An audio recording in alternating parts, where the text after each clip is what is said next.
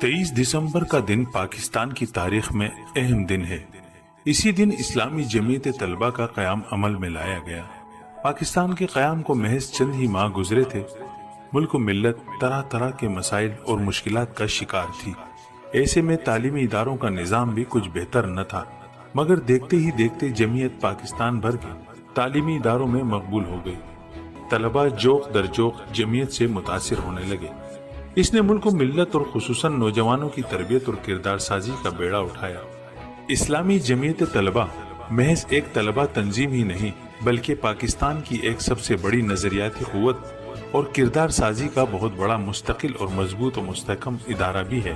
فکری اساس کی مضبوطی، دعوت و عزیمت کی تربیت، قرآن و سنت کی تعلیمات سے آگاہی، عزم و حوصلہ اس کا خاصہ رہا ہے۔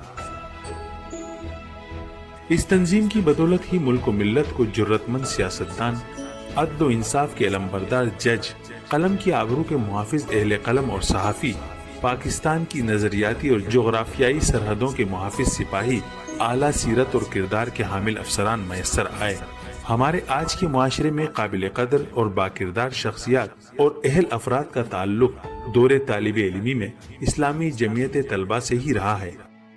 یہ اسلامی جمعیت طلبہ ہی ہے کہ جس نے تعلیمی اداروں میں میرٹ پر داخلوں کے لیے مہم چلائی اور بڑی جد و جہد کے بعد اس مطالبے کو تسلیم کروایا۔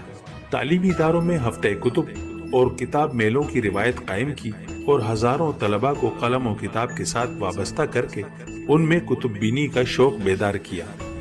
یہ جمعیت ہی ہے کہ جو غریب طلبہ کے لیے فری ٹیوشن سینٹرز قائم کرتی ہے، ہزاروں غریب طلبہ کو تعلیمی وظائف دیتی ہے، معروف اساتذہ کے نوٹ شائع کروا کے طلبہ میں مفت تقسیم کرتی ہے۔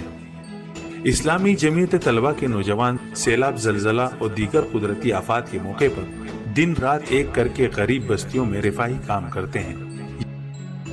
یہ جمعیت ہی ہے کہ جس نے ہر تعلیمی ادارے میں بلڈ ڈونر سوسائٹیاں قائم کر رکھی اور سینکڑوں مریضوں کو ہر ماہ خون کے عطیات دیے جاتے ہیں۔